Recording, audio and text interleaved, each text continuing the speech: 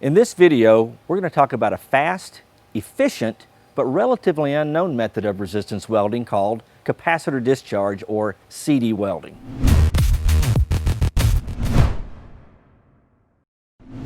Hi, I'm Randy Darby, Senior Service Technician with TJ Snow Company. In CD welding, the large amounts of energy required to make the weld are stored in a capacitor bank and then released in a short discharge.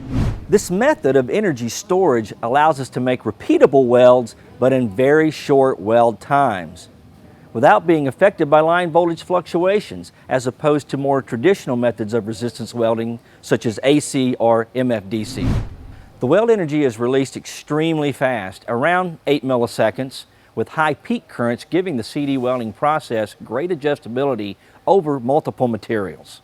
The rest of the process is similar to traditional spotter projection welding, where force is applied to 2 or more metal thicknesses, and the current that is passed produces resistive heat generation to fuse the material.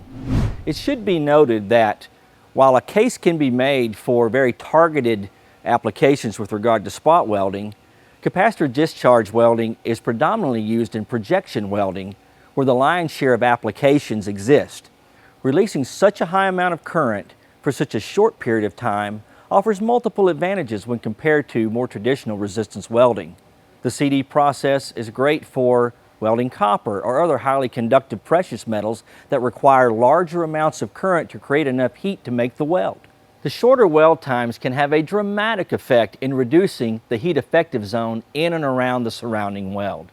This is particularly beneficial when welding high-strength steels, ultra-high-strength steels, or hot stamped steels such as Usabor. These are steels that are widely used in the automotive industry.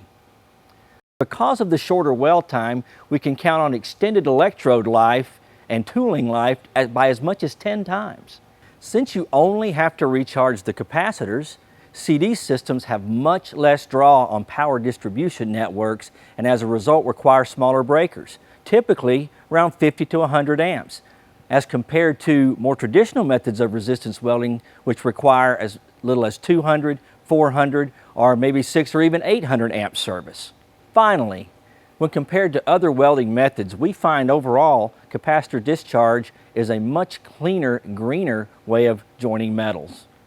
If you have any further questions about capacitor discharge welding, contact our applications engineering team or contact us online at tjsnow.com.